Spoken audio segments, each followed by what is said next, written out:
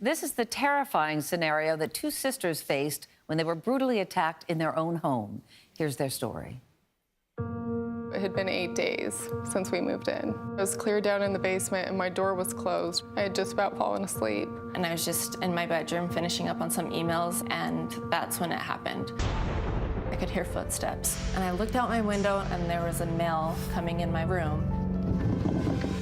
And he said, "Hey girl, I'm coming in." I grabbed my phone because my first initial thought was, he is going to rape me. Just the horror kind of just took over my body. He shoved me up against my bedroom door, put his hand over my mouth, and started punching me in the stomach. I heard Brianne upstairs screaming, and it was the most terrifying thing you've ever heard. We were fighting in my bedroom, and I was trying just to yell, "Call 911, call 911," because I did not want Kaylee to come upstairs. So I grabbed my cell phone, and I flew out of bed and ran up the stairs. I think we were in the kitchen just for a couple seconds, and Kaylee was there swinging and fighting.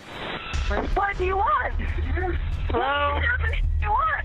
He somehow got us over to the top of the stairs, and all I remember is he was kicking me down the stairs. My head went through the wall.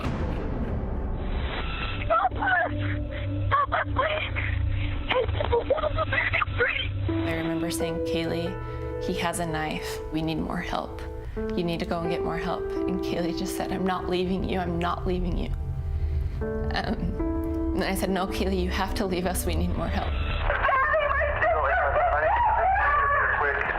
And I thought right then that that was the last time I was gonna see Kaylee.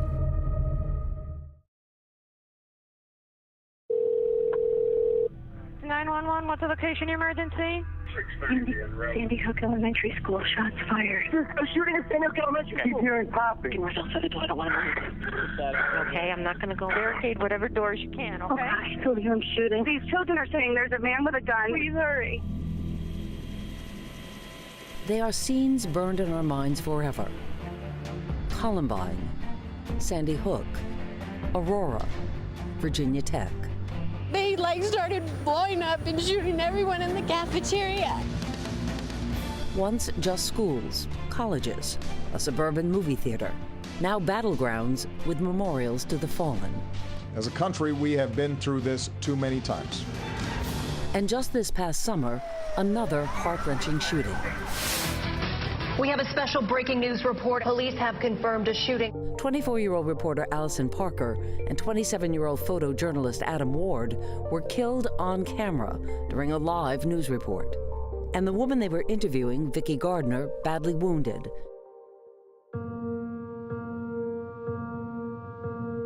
Their families, co-workers, and viewers stunned. Allison's boyfriend, Chris Hurst, an anchor at the same station, had seen her off to work that morning, never imagining it would be the last time. These texts, their last exchange, a mere 3 hours before her murder. It's every parent's worst nightmare come true. My heart is broken. She was our bright, shining star that this guy extinguished. I just want to be able to touch her soul now, and I can't do it. 2 more lives lost, leaving the people who love them to wonder when this senseless gun violence will end. Welcome back. As a mom, I am deeply concerned about something that is happening in this country that not enough people are talking about. College kids who get caught with drugs are given an ultimatum: either face prison or become a confidential informant, helping cops bust drug deals, and you may walk away. But some do not walk away. They die on the job, and their parents never know anything until it's too late. Rachel Hoffman was 23 when she disappeared in Tallahassee in 2008. Andrew Sadek was 20 when he left his North Dakota dorm room in 2014, never to return. 2 disappearances several years and states apart. Both were facing felony drug charges, and their parents had no clue. Rachel had been caught with drugs twice, but Andrew was a first-time offender. He was caught selling $80 worth of pot and brought in for questioning. Potentially, the max is 40 years in prison, $40,000 fine. You understand that? Yeah. Okay. Obviously, you're probably not going to get 40 years, but Is it a good possibility that you're going to get some prison time? If you don't help yourself out, yeah, there is. Instead of prison time, police offered to cut them a deal, become confidential informants, and help bust other dealers. Both Rachel and Andrew took the deal, a decision that cost both of them their lives. The day she disappeared, Rachel went on her first undercover drug buy. The cops assured her that in any situation that she was going to be under line of sight supervision the entire time. She drove to a remote area with cash and a wire, but police lost her within minutes. When the drug dealers found the wire in Rachel's purse, they shot her 5 times and dumped her body 50 miles away. Her parents learned the details of her death and that she was actually a confidential informant on TV. The chief of police first came on the air saying that she was breaking the laws, that she was a criminal, and basically blamed her for her own death. Andrew's body was found in a river near campus. He'd been shot in the head, his backpack weighted down with rocks. From the very, very beginning, when he went missing, the campus police have been treating it as a suicide. 6 months later, Andrew's parents finally learned about the deal their son had made with the police. And Rachel's parents are still grappling with her death.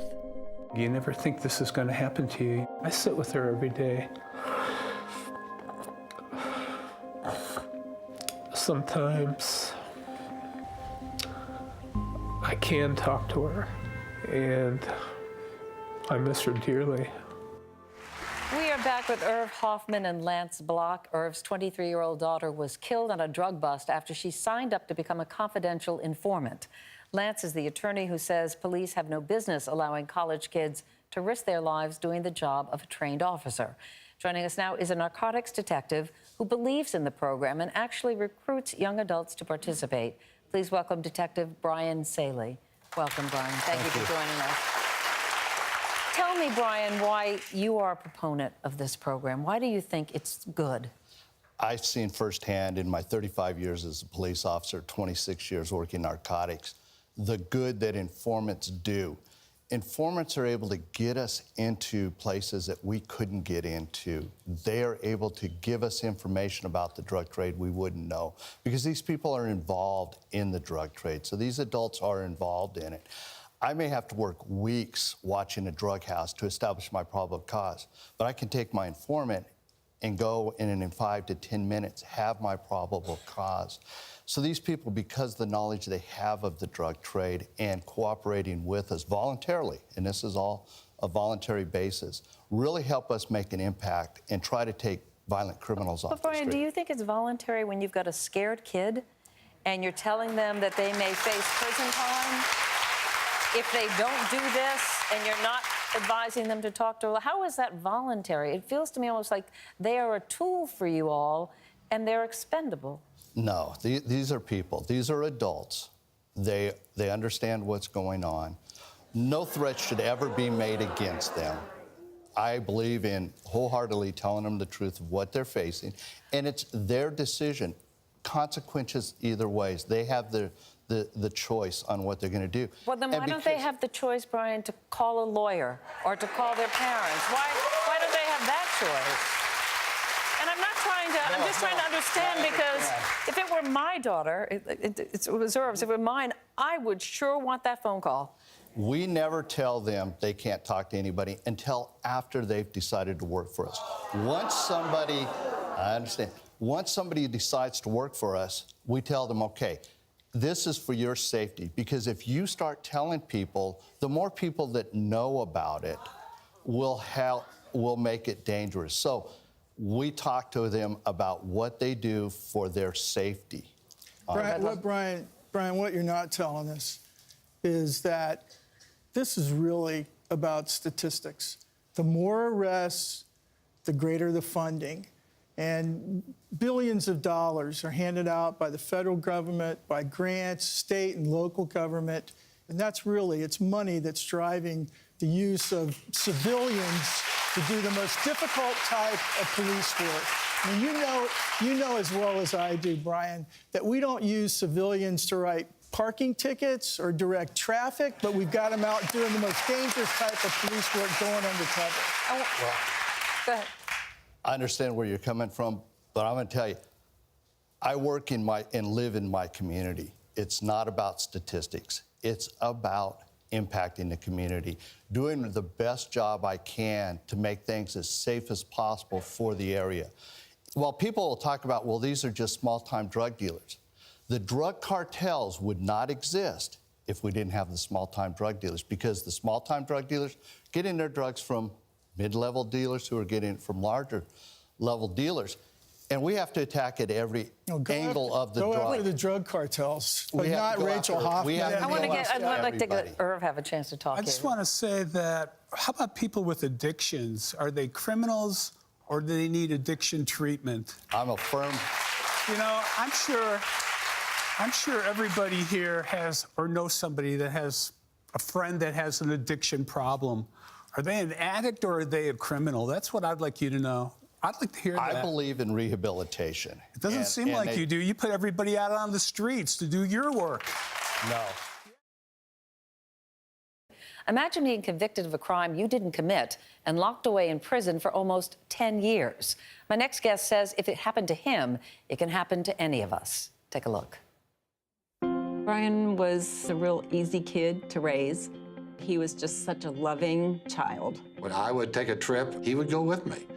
Then we started doing trips across the country. And so we just developed this bond. Oh, we're going to do that with you, baby. Come down. Ryan Ferguson was an all-American college student from Columbia, Missouri, who'd never been in trouble until the unthinkable happened.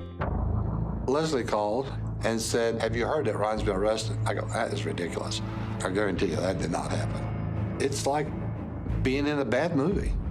His high school friend, Chuck Erickson, told police that he and Ryan had committed the murder of newspaper editor Kent Heithold 2.5 years earlier. Chuck told police that the memory came back to him in a dream. Tell us now if it was all a dream. I did this. He did this. I didn't dream anything. Ryan was convicted without any physical evidence tying him to the crime and sentenced to 40 years in prison. He's my son, and I'm totally convinced that he is innocent. I'm going to prove my son's innocent. That day, Ryan's father began a tireless fight to free his son. I feel like Bill Ferguson is the most unusual father of anybody I've ever met in one of these cases because of his persistence in fighting for Ryan. He's devoted his whole life to him. While Ryan sat behind bars, his family launched a media crusade to draw attention to his case. Hi, would you like a pamphlet about my son's case? People worldwide began demanding his freedom, while his family continued to appeal his case in court, arguing that the prosecution had intimidated witnesses and withheld crucial evidence from Ryan's defense. I said it wasn't him. I told my boyfriend, I told everybody I knew. When you pointed to Ryan Ferguson, was that true or false? It's false. I'd like to have forgiveness from Ryan and his family. Even Chuck Erickson recanted his testimony. Yeah, I was lying through my teeth. I don't want to die, knowing that I did the wrong thing. And after almost 10 years in prison... My favorite attorney. Today? No way. They're ordering his release. Whoa! It just takes my breath away. 9.5 years.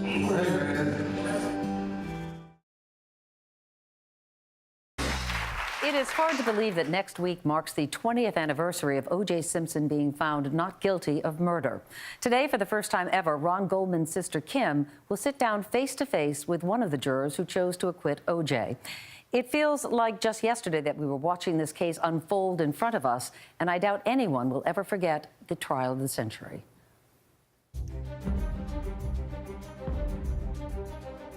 It was a day that two families will never forget, regardless of how many decades go by. The brutal murders of Nicole Brown Simpson and her friend Ron Goldman, just steps outside her Brentwood home. The prime suspect, Nicole's ex-husband, O.J. Simpson. After murder charges were filed against him, the former NFL running back was now on the run from the law. 7 months after his arrest, the trial of the century began. Millions were glued to their TVs as the courtroom drama played out for the world to see. 126 witnesses were called, and 1,105 pieces of evidence were presented. From allegations of corrupt police work to mishandling of forensic evidence, O.J.'s legal dream team poked holes in the prosecution's case. If it doesn't fit, you must acquit. And after 252 days, a verdict came in less than 4 hours. We, the jury, in the above entitled action, find the defendant, Orenthal James Simpson, not guilty of the crime of murder. It was a moment that divided the country and left two grieving families stunned in the wake of the decision. And Ron Goldman's sister Kim is joining us today. I can't believe it has been 20 years. You haven't changed a bit. No, neither of you, but I mean, your family went through so much. Is it hard to look at that footage? What goes through your mind when you see it? Yes, it's hard, but I still replay all those images. It's still very present for me. So I'm sad. I mean, I'm disappointed. I feel a little bit betrayed. What do you mean when you say betrayed? By our system. I feel a little let down that it didn't give my family and I justice for my brother and Nicole. But I've had 20 years to process and heal and grow, and so I can have a little perspective now. Your brother would be 47 if he were still alive. I can't imagine what it has been like for you not to have him here for 20 plus years. Yeah, it's rough. I mean, I've been married, divorced. I have a almost 12-year-old. It's hard to live my life without my best friend here, and all of my happy moments are sort of bittersweet because he's not here to share them with me. That's probably the hardest part. I was shocked to hear that your family continues to get hate mails about your brother. I do.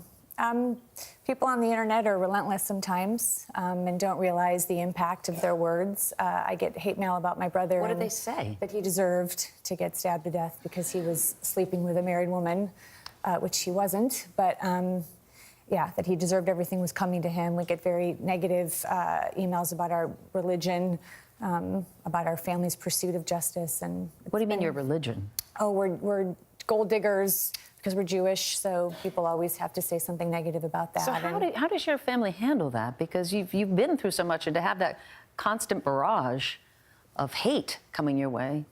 There's moments where I say consider the source. It's some troll on the internet who found us. Yeah, don't look at it. And then there are other times where it really stings, and I want to argue, and I want to right every wrong. And it just depends on where I'm at that day. Some days they get me when I'm a little bit more vulnerable, and other days I'm feeling stronger, and I ignore it. Yeah, you know, O.J. Simpson was eventually convicted on 12 counts unrelated to this case. Yep. 12 counts, including robbery, assault, and kidnapping with a deadly weapon after getting a confrontation over sports memorabilia that once had been his. He's currently serving 9 to 33 years in prison. You've requested a visit with him in prison. Why would you do that? I did. I feel that I needed to be the last face that he saw. My brother was found with his eyes open, and if you believe the testimony, that he was dying for about a minute, watching his killer walk away, and I needed to be the last face that the killer saw. That was important to me. It wasn't about words, because I never felt that anything I would ever say would penetrate him. It was about showing him that he didn't take everything from me. He took something really important, but he didn't break me. Has the request been denied, or is it still out there? Or? I didn't get past needing to sign a confidentiality agreement that I would never speak of it, and I would have to deny that it ever happened, so I was not willing to do that. Yeah. He's due to be released in just 2 years. He's up for parole. Up for parole, yeah. Right, in 2 years. How does that make you feel? Nervous, because our system has been a little screwy with our family, so I'm going to wait patiently, and I'm going to listen like the rest of the country and find out what happens, but I'll take it as it comes. I hope that he doesn't receive parole, but... Didn't you run into him before he was incarcerated? I did. He was walking through a parking lot. I was driving my car at the time, and I revved the engine, and I had my foot hovering the gas pedal, and then I thought, oh, I can't do that, and that's not me. But you actually considered it? Yeah. You considered running him down? And it wasn't like I thought, it wasn't, yes. I mean, it you don't always get that opportunity, and not that I would have, like I said, taken it. I know it sounds funny, but it was a fleeting moment that I thought there's nobody here except the two of us. He'll never know, except my license plate's very personalized and people know it's me. But I would never do that to myself or for my family. I'm not that person, but I did have a split second.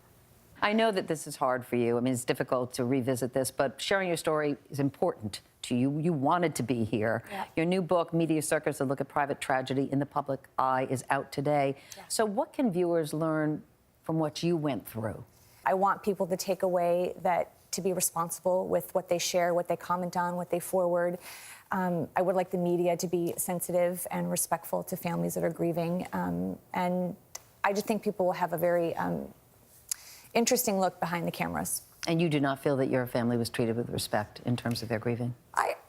Sometimes we did and sometimes I didn't. There were, like, Meredith, you've always been lovely with our family. You know, there's lots of people in the media that have been lovely and respectful, and then there are plenty that are not. All right. Well, Kim, thank you so much. We're going to take a quick break.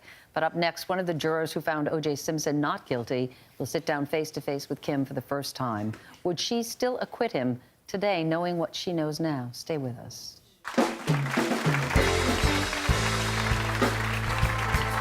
Coming up, 20 years later, does a juror from the O.J. Simpson murder trial have second thoughts about her not guilty verdict?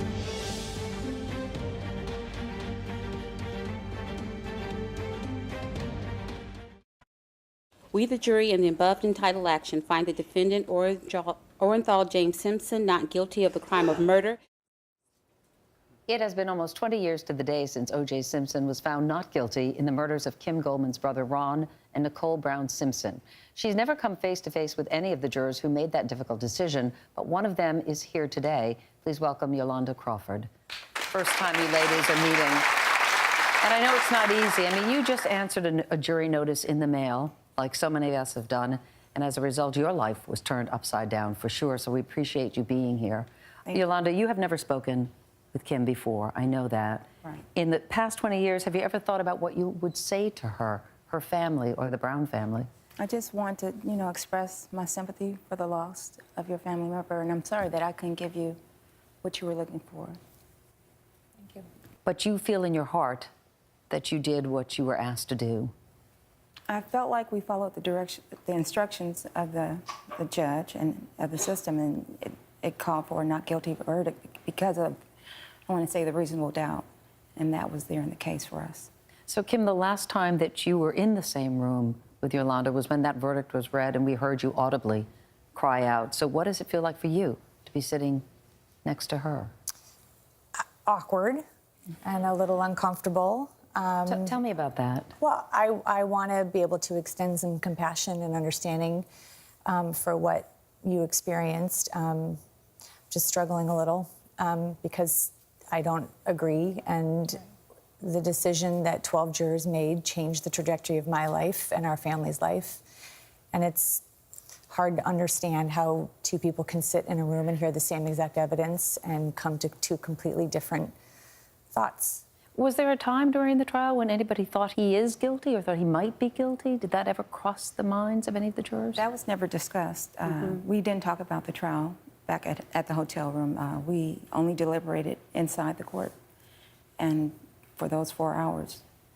And yet you have said when that verdict was read out loud, you wanted to connect with the families. You wanted to make eye contact. Some jurors put their heads down. Why? I can't explain why they put their heads down, but I wanted to let the family know that, it was a hard decision that we came to. And when you say we were in the same courtroom for that period of time, but you were in there for more than me, because a lot of times we were outside the courtroom. You were hearing things that we were not privy to, things that were not allowed in the case. So I could see how we would see it differently. You were sequestered for how many months? Was it? From January to October. In 1997, a civil court jury did find O.J. liable for the deaths of Nicole Brown Simpson and Ron Goldman. Knowing what you know now, having the perspective that you have now, do you still believe that he's innocent, or do you think that he committed the murders? I don't know of his innocence. I'm not sure about that. I've always had some doubt. There was evidence that was put in the civil trial that we weren't privy to during the criminal trial. If that evidence had been in the criminal trial, do you think the outcome would have been different. It possibly could have been. How do you feel when you hear this? You know, I think it's easy, and I don't mean this to be negative. I think Sure. it's easy for any of us to be, you know, Monday morning quarterback and to have 20 years of reflection. I don't know what would have made a difference in the criminal case, to be honest with you. I think it was very convoluted with so many elements that were not part of facts and evidence.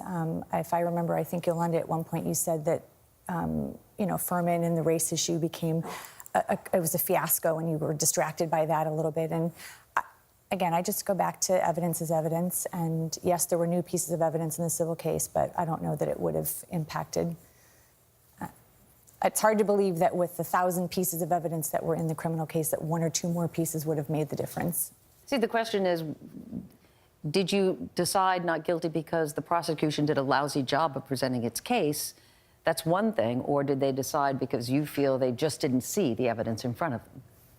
Yeah, I mean, I guess when I didn't know for sure that I thought he was guilty until all the DNA evidence was presented, because in my mind there was no other way to explain how all the blood that wasn't supposed to be where it was. And that was, for me, the smoking gun, if you will. So I don't know how other people could not see it that way. So what would you like to ask Yolanda then? I guess the one thing that it's always nagged at me is how 9.5 months of trial and testimony was decided in 3.5 hours of deliberation. So at some point, minds were made up somewhere before the case ultimately got to the end. Otherwise, I can't imagine that you guys could have come to such a quick decision. I don't know. I know other cases have been just as short or shorter, and I don't know where people, we didn't talk about it. So when we came together, I was prepared to go for weeks of deliberation. That's what I thought we were going to end up doing. I was shocked that judgment came that Do you fast. wish that you had never been a juror on this particular trial? No, it was an experience, and I'm glad I've gone through it. I've grown through it, and it's something that, you know, has educated me. Yeah. Looking at both of you, I see two women who have been extremely affected by the same thing for different reasons, and I appreciate you being here. And I'd like to end on a positive note about Ron, because we lost him. What do you want people in the audience here and at home to know about your brother that they might not? My brother is a hero, and I think that we use that word so cavalier, and he was the true testament to what it is. He ran into chaos, and he ran into a dangerous situation to try to help someone, and he lost his life trying to help his friend. And as much as I wish that my brother would have been selfish that day and run, that would not have been who he was. And for that, I'm grateful that I get to share that most beautiful part of my life. And we're glad that you had the opportunity. And I have to remind the audience, too, that after this trial, there were many people who felt that it was justice, that felt that he did not deserve to be found guilty. So it really divided the country in a very big way, and you two were right there in the middle of it. Thank you, Yolanda, very much. Kim, thank you so much. Meredith. Good luck with the book, too. Thank you. We'll be right back.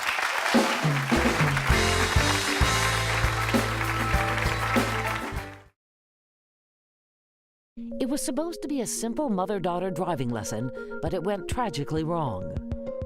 This beautiful woman is now deceased. The mother of my 4 children and my wife. Tammy Myers and her daughter were driving back to their Las Vegas home last month when there was a road rage incident with several people in another car, including Eric Nausch, a boy Tammy knew from their neighborhood.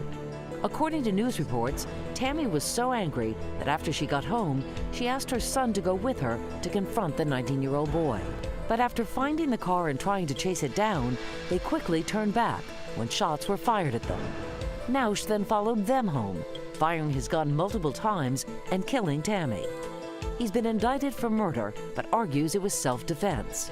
So what's really behind this case of tragic road rage? Is this road rage incident a case of self-defense, or is it cold-blooded murder? You know, I think self-defense certainly is going to be an argument and defense available to this person. And as a former prosecutor, I hate to sound like I'm going to victim blame, but I will say this. I think that this victim should not have gone home, retrieved her son, retrieved a gun, got back into a car, and pursued this man. You don't do that. This is not the Wild Wild West. Why why do we have police Victim officers? blaming. You call 911. I do not disagree with her. Great point. But on the ultimate issue, Sonny, does that then give the right of a 19-year-old man, to then go to the house of the victim and then open up target practice on the house? Right. I don't think so. He followed them back home. Right. He follows them back home. And when you're talking about self-defense, you're talking about you have to defend yourself against an imminent threat. It has to be an immediate threat. And if this woman and her son drove back to their home, you can't then pursue someone, follow them, shoot and kill them, and say, I had to defend myself. But what about That's the not fact how it works. that there are reports now that the son was the first person to draw the weapon Right. at the home. And that's why this case is so messy, and it's going to be a he said, because who drew their weapon first? But we do know this 19-year-old fired over 20 shots, and this woman was killed, and the son, this woman died. The son only fired about 3, and he said he only fired his gun because they were being fired upon. Can we all agree that had she stayed home with her son yes. and called the police, that we wouldn't be talking about this? It doesn't mean she deserved to die. That no, is correct. It does not mean she deserved to die. Legally, he could have shot 15 people, okay? Came back. Sure. You do not have the legal right unless you fear imminent death or great bodily harm. And at that moment, if he shot 22 times versus the victims 3 times, those are not a good set of facts. Okay, this next crime could have happened to anyone who's ever tried on an article of clothing in a dressing room. Take a look at this. He's a dad who appears to have been living a double life. A New Jersey father who walked his 6-year-old daughter to school, now accused of secretly recording underage girls and women in store dressing rooms. Sean Moses allegedly lurked in dressing rooms on his hands and knees, sneaking his cell phone under partitions to tape the women without their knowledge. Authorities were alerted when the 38-year-old uploaded the videos to various porn sites. It's alarming. It's scary to think that there's like a predator, a stone's throw away from here. Moses is now charged with 258 invasion of privacy counts in various locations. But the blatant violation of privacy has left women asking, how can we possibly protect ourselves? What he did is referred to as upskirting, I believe. So, Judge Faith, let me start with you. What legal recourse do those women have? I mean, this is just a sick individual, right? With everything that he did. And with the way technology is used now, everyone has a camera. Everyone can video record at any time. Selfie sticks.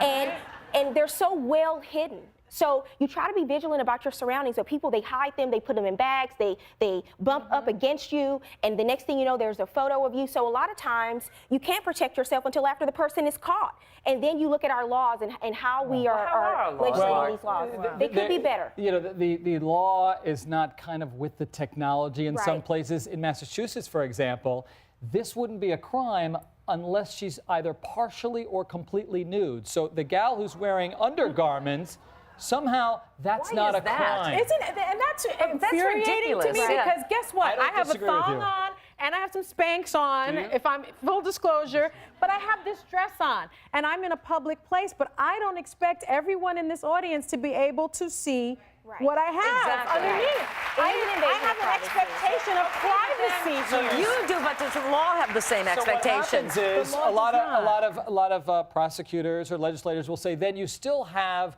civil court. You can sue for civil damages. That's like squeezing water from a rock. These people don't have any money. What are you going to get from that? Once a picture is put up on a porn site, and that's actually how they got this guy, right? 2 girls were identified from the site. Is it just out there forever? Can you get that back? In a sense, it is out there forever, right? Because people are downloading it and screen grabbing it. So in a sense, yes, it's out there forever. But I will say that I think some internet sites have gotten much better. In fact, Twitter just announced a policy where they are going to actively take a lot of those pictures down, those videos down. And I commend Twitter because we want, right? We want these sites to be good corporate citizens. I know Bobby Christina Brown still remains in a medically induced coma after being found unconscious in her home. As tragic as this is, the legal twists and turns continue to develop. It's a tragic twist of fate. 3 years after Whitney Houston drowned in her bathroom, her daughter, Bobby Christina Brown, was discovered face down in her bathtub. The 21-year-old was found unresponsive on January 31st and has been in a coma ever since. And now there are vocal allegations of foul play, with fingers pointing at Bobby Christina's boyfriend, Nick Gordon, who her family alleges is being investigated for attempted murder. I miss Chrissy and Whitney so much. I want them back. Nick made an emotional appearance on the Dr. Phil show, expressing strong feelings about Bobby Christina's father.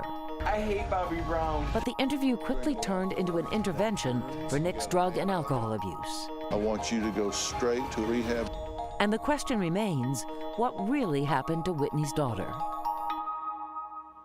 Now, to clarify, Bobby Brown's family is saying that Nick Gordon is being investigated for attempted murder. The police have neither confirmed nor denied this. They have said nothing either way. Sonny, Nick Gordon went on Dr. Phil.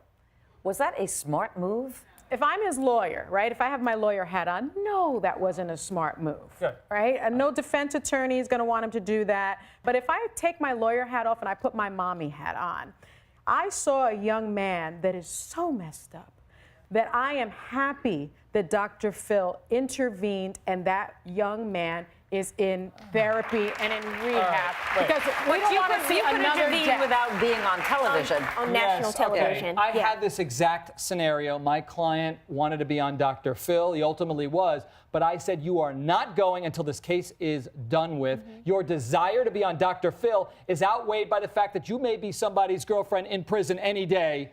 So you keep your mouth shut and you wait. He didn't listen to you. He didn't listen to you. No, he did. We waited until our entire case ended. Then we sat down and did that interview. I have never met a prosecutor who has favorable feelings about a defendant who's going on any television show. True. So the treatment that they receive, oh, look at him, Mr. Hollywood. They fought my client leaving the jurisdiction to go on Dr. Phil. They don't like it. It's not in his best interest. And if he wants to get help, he needs to do it on his own. This Dr. Phil thing, he's got to want to get help. So if you were his lawyer and advised him not to go and he went anyway, what would you do? I would say most likely we cannot continue this relationship. You're not going to take my advice. You don't need me. Okay. All right, I want to move on. Recently, there was video released of a child abduction in Spokane, Washington. It looked like the boy was taken from his stroller. Mark, tell us the details of this particular case. This was really horrifying. Yeah, this is in Sprague. It's west of Spokane, 500 people in this closely knit town. The father, I think, did the right thing. He gives the children over to the babysitter, said, take care of them, I got to go earn a living. Ages 10, 8, and 22 months. And the babysitter left the kids in the park. And so someone grabs the 22-month-old, takes off, everybody starts yelling, the kid is left down, and the person takes off. From the photographs that they got, from the surveillance, the person who took the 22-month-old, a 15-year-old teenager. And I think what's so striking about this is that there is this real discussion now in the United States, probably all over the world, about when is it too young to leave a child in the park. Let me say this. I prosecuted child sex crimes. I know a little bit about pedophiles. And so I will admit I'm a helicopter parent. I've got a 12-year-old boy. He's 5'8". He wears a size 12 men's shoe. And he doesn't hang out in a park by himself because it's not safe. And it's in not addition, safe. why would you allow a 10-year-old and an 8-year-old to watch a 22-month-old? Why are you putting that responsibility well, that's the question you asked the babysitter. Right. Because clearly the parents. That's what happened. There's a movement. It's called free-range parenting. Yeah. Give the kid, listen. But okay? that's not what this the only is. thing I like free range is my chicken. Okay? I will never leave my 3 precious offspring for the chance that someone may. I don't gamble like that. I don't know why let parents me go back to Captain Mark Novak. Captain, what is your advice to parents out there? Because I know you have a slightly different feeling about this. I've investigated missing children, and I've worked cases where children have been abducted and abused. And Sonny makes a good point. This is where these predators lurk. So where you feel most comfortable and you believe your children are safest, this is what they're looking for. And you can't be too cautious. And I know, thank goodness for this 8-year-old girl who ran after hero. this teenager. Right. She and her brother. And she did. So now her parents obviously put that in her. So her parents. And now we have to expand our thought process as to what predators look like. They could be 15-year-old kids. Yeah, but you can't live in total fear, too. You'd never let your kids out of the house. Well, that's the thing. You know, I do wonder, I get into this discussion with my friends all the time. You know, when is, under the law, there really is no law in every state as to when is it okay to have your child at home alone. Some states say 6. Some states say, that's right, some states say 8. Some states say 12. I think that as a country, we've got to really be more aware of what predators are looking for. And they're looking for our children. Thank you, Judge Faith, Sonny, Mark, and Captain Mark Novak. Thank you so much. I've got the opposite problem. My kids keep coming home. You know, but go away. You're grown up. We'll be right back.